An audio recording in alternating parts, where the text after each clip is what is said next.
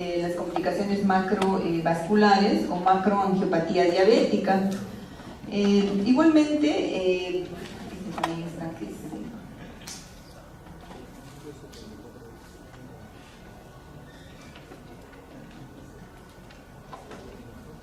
entonces, ¿cuáles son las complicaciones crónicas macroangiopáticas y cómo las podemos prevenir? Las complicaciones crónicas macrovasculares o macroangiopáticas van a ser la cardiopatía coronaria, ¿no?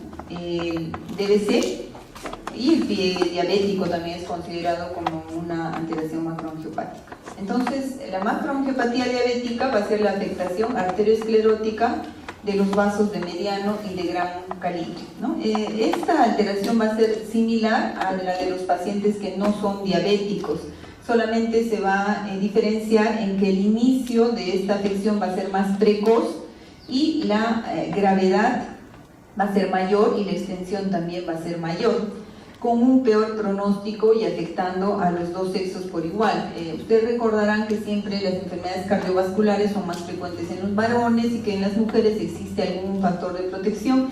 Sin embargo, en las mujeres diabéticas este factor de protección se anula, ¿sí? Por lo tanto, estas enfermedades cardiovasculares en las personas con diabetes son la principal causa de morbimortalidad, ¿sí? Un 70-80% de personas diabéticas van a fallecer a consecuencia de estas enfermedades, ¿no? Ahora, cuando este paciente diabético tiene otro factor de riesgo, como son el tabaquismo, hipertensión o dislipidemia, todo este exceso va a incrementarse en gran cuantía, ¿no? Además, como sabemos, la hipertensión y la dislipidemia frecuentemente se encuentran también en las personas con diabetes, ¿no? Generalmente relacionadas a lo que es obesidad, ¿no? Por lo tanto, estas complicaciones son mayores en los pacientes diabéticos, ¿sí? Como les mencioné, los sujetos que presentan prediabetes o tolerancia alterada a la glucosa van a tener un mayor riesgo de padecer estas enfermedades cardiovasculares y de fallecer también por enfermedad coronaria. Y igualmente, cuando ya estos pacientes tienen microalbuminuria o proteinuria, nos va a indicar nos va a servir como factor de predicción también para la presentación de esta patología, ¿no? Entonces, aproximadamente el 50% de los pacientes diabéticos tipo 2 presentan ya complicaciones al momento del diagnóstico. Entonces, característicamente en los diabéticos tipo 2 van a tener un patrón lipídico que se va a caracterizar por un aumento moderado de la concentración de triglicéridos y una disminución del colesterol HDL, ¿no? Con un incremento del colesterol LDL, ¿no? Entonces, ese es el patrón lipídico característico de un paciente con diabetes tipo 2. ¿No? Recuerdan que entre los factores de riesgo de diabetes, yo les mencionaba en la primera clase, que pacientes que tienen hipertrigliceridemias y HDL bajo son candidatos, ¿no? a tener diabetes, ¿no? Entonces, esta alteración se conoce como dislipidemia aterogénica y puede preceder al diagnóstico de diabetes en muchos casos, especialmente en los sujetos que tienen obesidad central y resistencia a la insulina.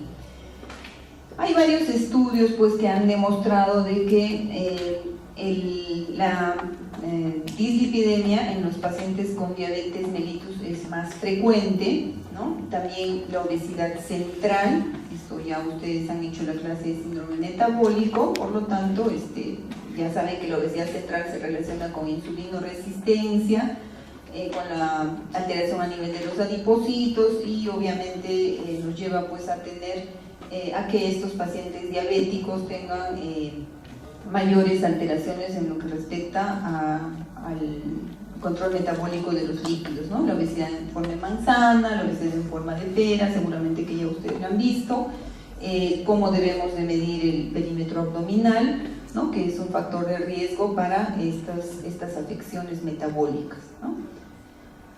Hay mayor riesgo macrovascular en los pacientes que tienen dislipidemia diabética, ¿no? Entonces, a lo que vamos, a lo que ustedes tienen que ver es manejar lo que es la prevención, ¿no?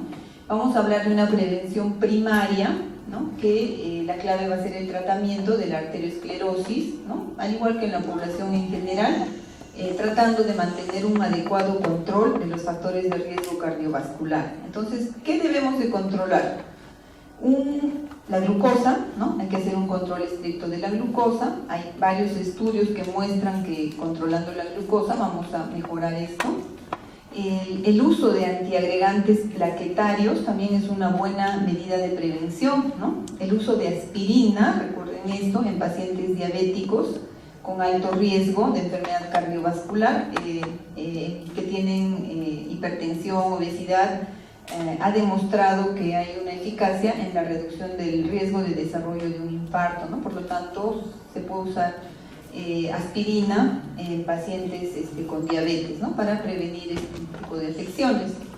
Y en lo que respecta a la prevención secundaria, el diagnóstico precoz, es decir, en un paciente que ya tiene diabetes, ya tiene el problema de la arteriosclerosis, obviamente el que se detecte precozmente es muy importante. Debemos de llevar a cabo todas las medidas de la prevención primaria, ¿no? Hay que dar un tratamiento agresivo para reducir los valores de colesterol, ¿no? Y el tratamiento con los inhibidores de la enzima convertidora de angiotensina también es importante, ¿no?, así como la cirugía de revascularización para manejo de enfermedad coronaria. Entonces, la cardiopatía isquémica, muy rápidamente, esto es igual, esto ustedes ya lo habrán tocado en otros capítulos que hacen, ¿no? Igualmente hay formas clínicas, ¿no?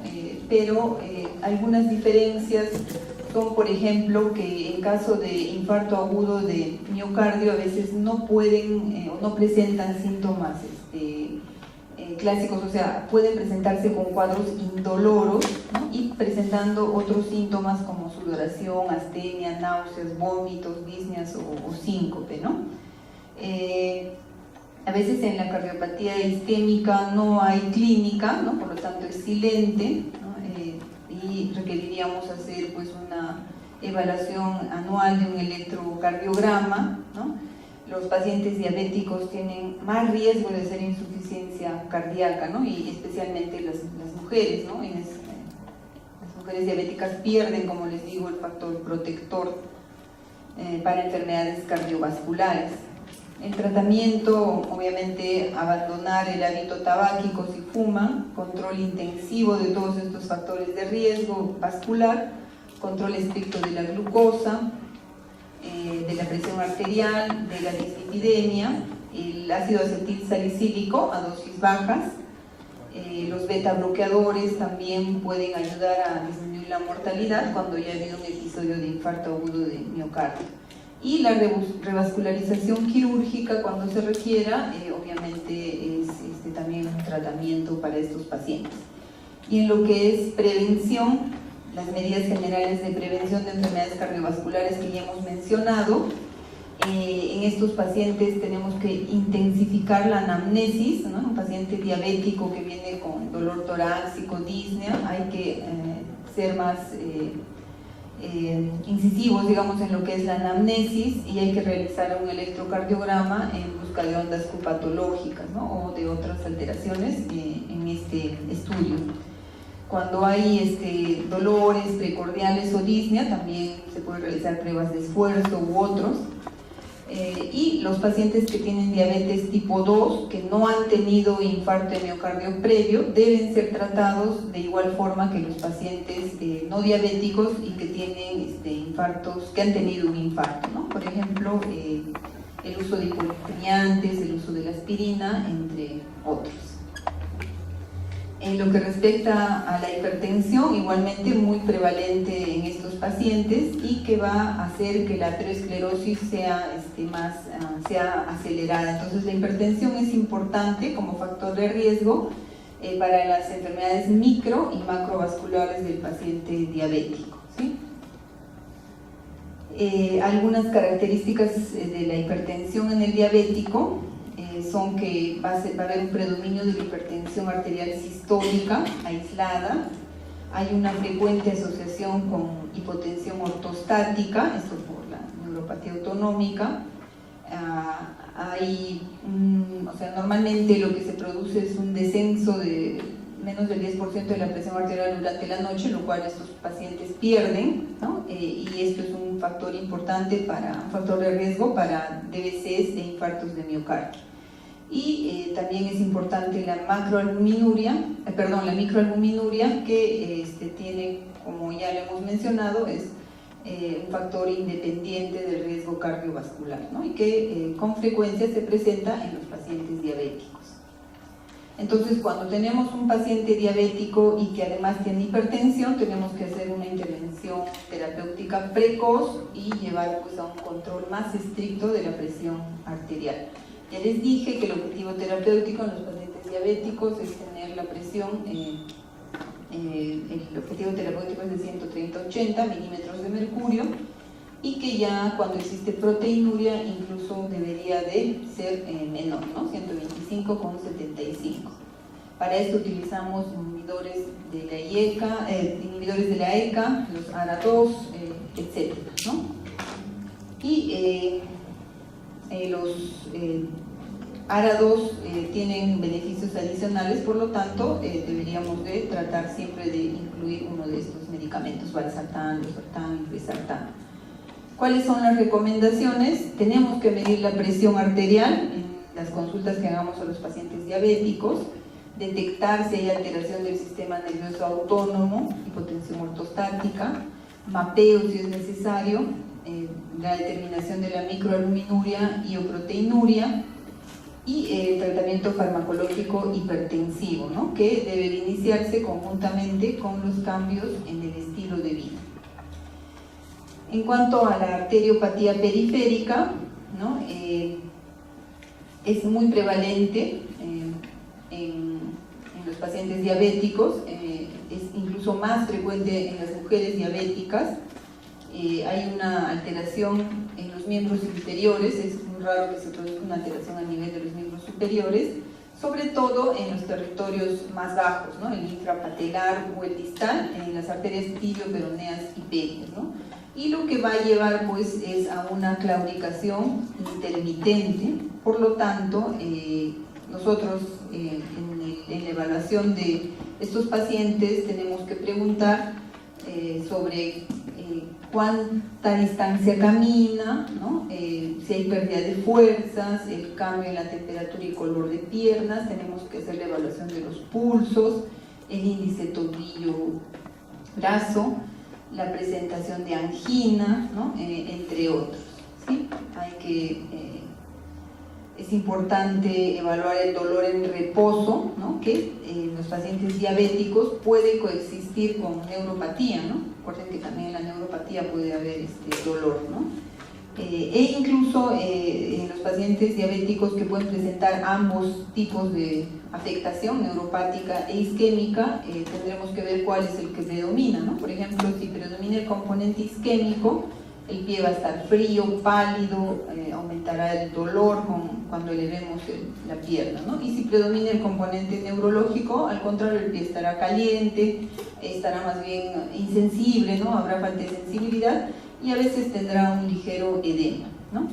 Ahora, si la enfermedad continúa progresando, ya habrá una gangrena seca que después podrá llevar a gangrenas húmedas, ¿no? Que se pueden infectar y llevar posteriormente a amputaciones, ¿sí?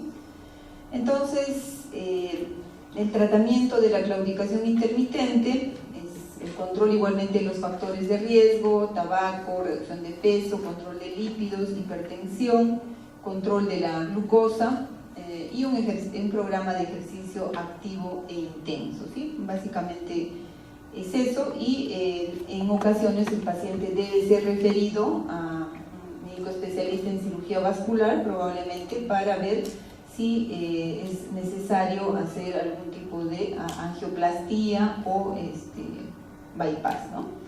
La prevención, el interrogatorio. Les dije, no esperemos a que el paciente nos mencione, sino preguntarle para detectar si tiene claudicación o dolor en reposo en las extremidades inferiores, hacer una inspección minuciosa de los pies con palpación de pulsos, especialmente pedios y tibiales posteriores. Se puede realizar también el Doppler de extremidades inferiores cuando esté indicado. Acá en esta lámina ustedes pueden ver la evaluación de los pulsos periféricos, ¿no? El femoral, el tibial posterior, el popliteo y el pedio, ¿no? Y la enfermedad cerebrovascular, igualmente, que se va a presentar con las mismas manifestaciones clínicas que en los pacientes no diabéticos, ¿no? Y que se va a deber básicamente a la formación de ateromas intracraneales de vasos grandes, medianos y pequeños para el caso de los pacientes diabéticos. La prevención y el tratamiento, igualmente el buen control de los factores de riesgo, de la presión arterial especialmente, la auscultación de las arterias carótidas, ¿no? Acá si se encuentra soplos, se tiene que descartar que exista alguna arteriosclerosis, ¿no? Con estenosis a nivel de estas arterias, ¿no? Para prevenir y controlar la enfermedad cardiovascular, ¿no? Podemos utilizar aspirina, anticoagulantes, ¿no? Y en ocasiones es necesario el uso de tratamiento quirúrgico para solucionar estas lesiones, algún tipo de lesiones vasculares, ¿ya? Bien, finalmente el otro tema a tocar es el pie diabético, ¿sí? Tema bastante importante y que se va a producir por alteraciones neuropáticas, que ya hemos dicho que están inducidas por la hiperglicemia y que pueden coexistir con la isquemia de las complicaciones macrovasculares, ¿no? Y que generalmente van a tener un desencadenante traumático, ¿no? Que va a producir la lesión y ulceración del pie. Entonces hay pequeños traumatismos que pueden producir una lesión tisular, una úlcera. Lo que hace, por ejemplo, que en estos pacientes normalmente, digamos, yo me compro un zapato nuevo, lo empiezo a usar y me ajusta, ¿no? Entonces yo siento el dolor, entonces me quito el zapato, no sé, me pongo una bendita, lo dilato, no sé, hago cualquier cosa para que no me duela. Pero una persona que tiene diabetes, al no tener sensibilidad, puede seguir utilizando el mismo zapato y seguir lesionándose, ¿no? Y al final, como no le duele, no darse cuenta de que tiene una lesión, la cual se puede complicar con algún germen que a veces es agresivo y llevarle pues a una afección mayor, ¿sí? Entonces, la diabetes mellitus es una de las principales causas de amputación no traumática de los pies, ¿no? Y cuando la diabetes dura más de 10 años, hay también un mayor porcentaje, un mayor riesgo de desarrollar úlceras en los pacientes diabéticos, y más aún si tiene complicaciones cardiovasculares, oculares o renales. Entonces, en cuanto a la fisiopatología, la neuropatía es, digamos, el factor más importante, la falta de percepción del dolor, el paciente no siente, ¿no? Y puede facilitar esto el riesgo de que se aumente esta úlcera, ¿no? La presencia de callos, ¿no? Que en zonas de mayor presión se puede fragmentar con un pequeño traumatismo que hace que también se forme una úlcera.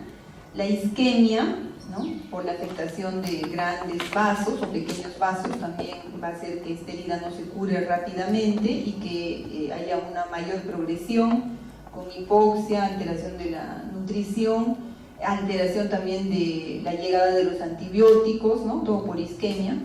La neuropatía motora también puede llevar a que la deformación del pie, que hace obviamente que se pueda lesionar más fácilmente.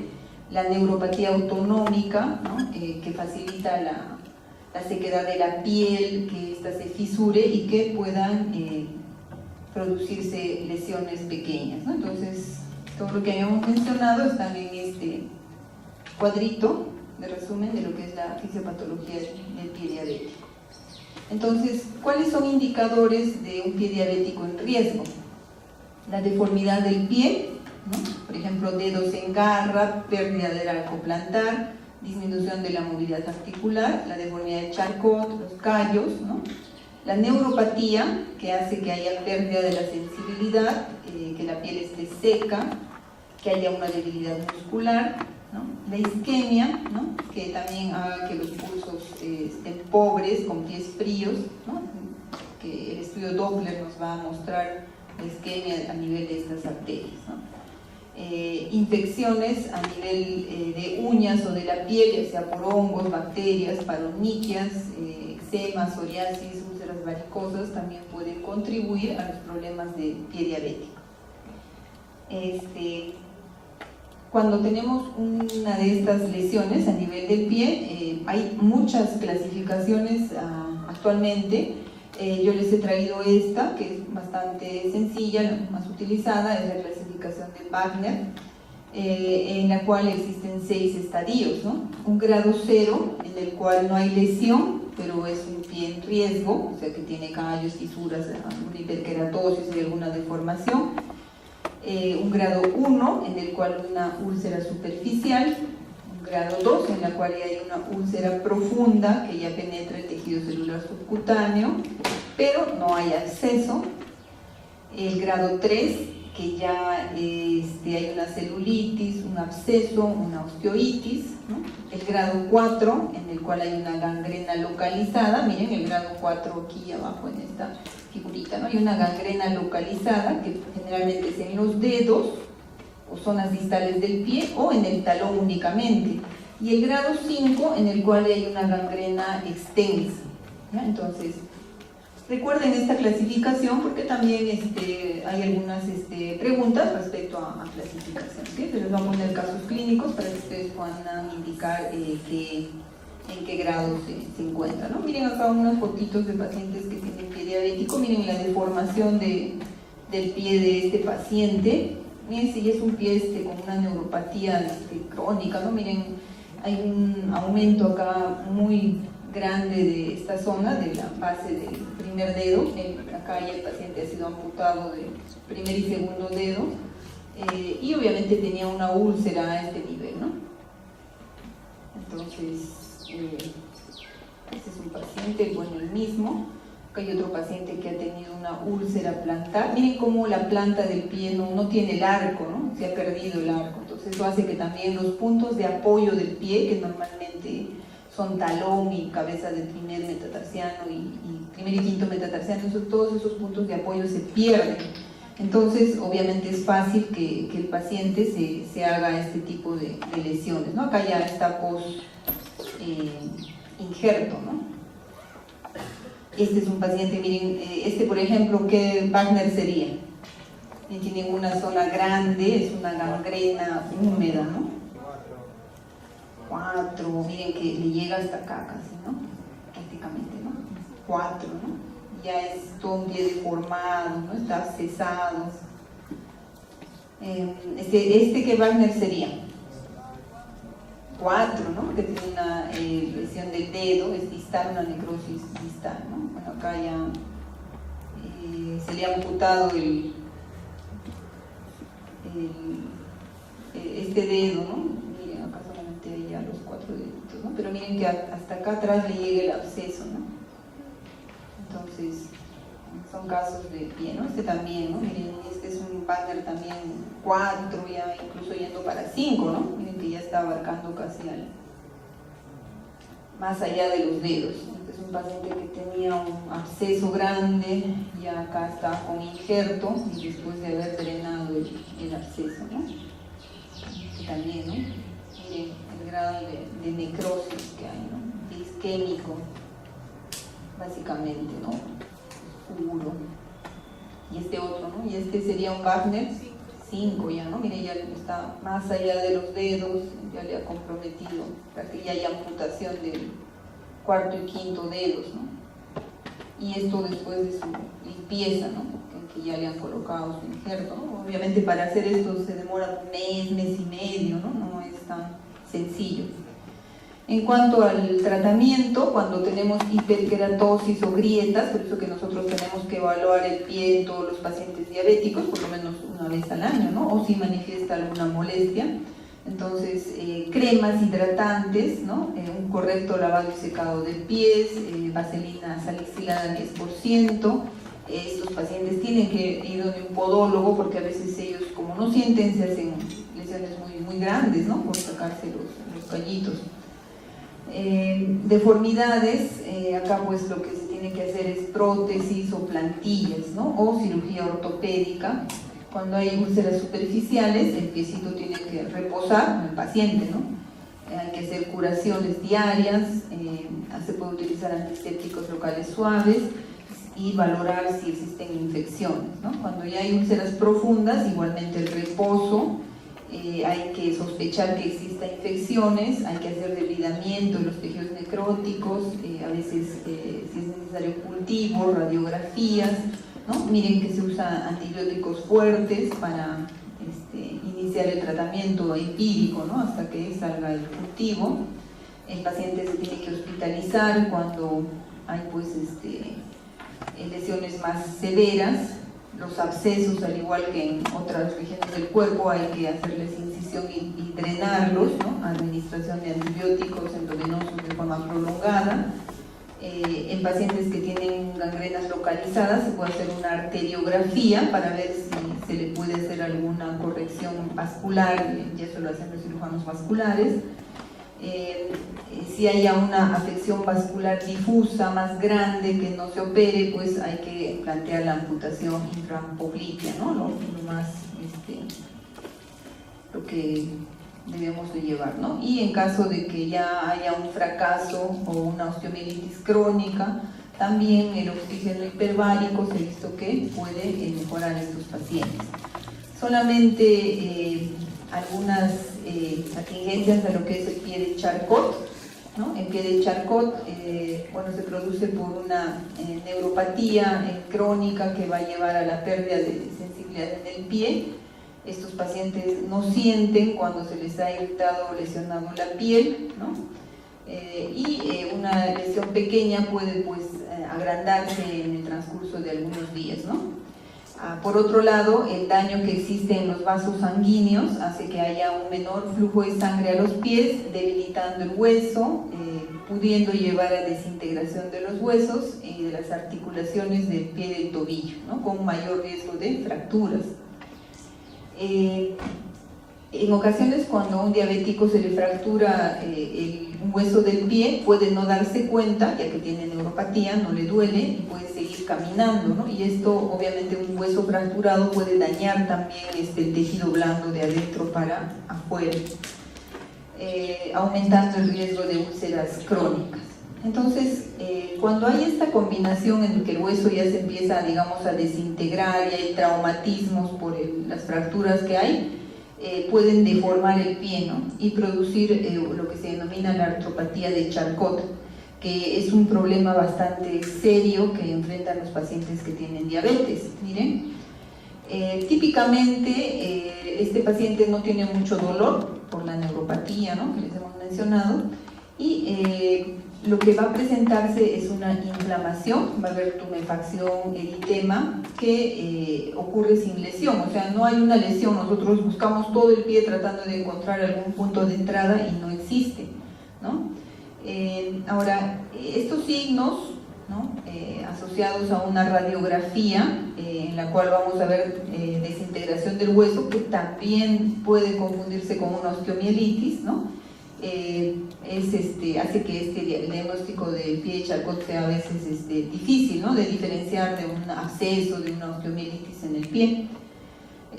Pero ¿cómo podemos guiarnos si es que no hay una alteración de la piel? Si la piel está intacta, no hay una úlcera, entonces eso nos podría orientar a que es un pie de Charcot, ¿no?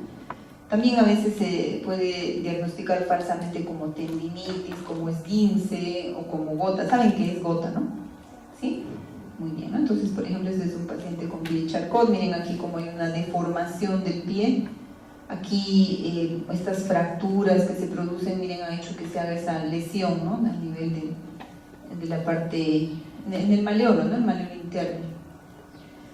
Miren los rayos X, al comienzo no se va a ver nada, pero posteriormente se van a ver acá, como acá, múltiples fracturas, hay luxaciones de las articulaciones. Miren esta parte del tarso, ¿no? No se pueden diferenciar los huesos, hay toda una desintegración. Entonces, la gamografía, la tomografía, pero más efectiva la resonancia, nos puede ayudar a diferenciar este tipo de patologías, ¿ya?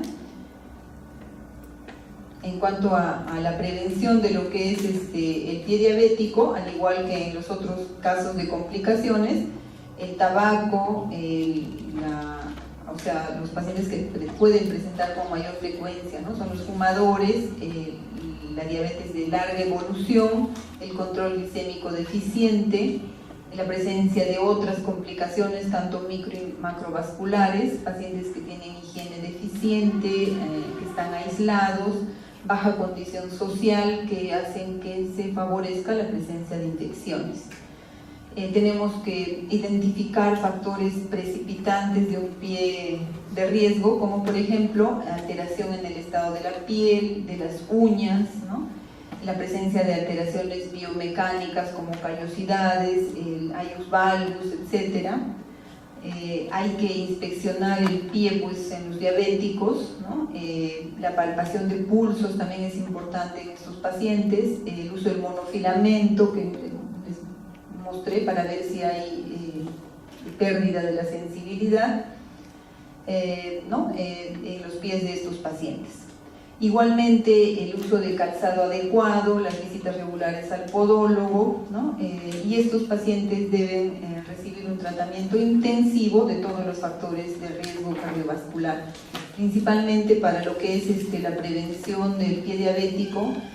Hay que educar a los pacientes, hay que enseñarles a que cuiden sus pies, ¿no? Hay que enseñarles a que ellos revisen sus pies todos los días, no solamente que sientan, ¿no? Sino que vean. Como ellos no tienen sensibilidad, tenemos que enseñarles a que vean, que se vean el pie como un espejo, que vean la planta del pie para ver si no hay algún tipo de lesión, y en caso de que el paciente no vea bien, ya por un problema de retinopatía, instruir al familiar a que todos los días le revise el pie, ¿no? Y instruirlos también a que antes de colocarse el calzado revisen si no hay algo, ¿no? A veces se les mete una piedrita, se les mete algo al calzado y mete el pie, no se da cuenta, no tiene sensibilidad, y ese objeto que se ha introducido al calzado, una piedrita, algo les hace daño, ¿no?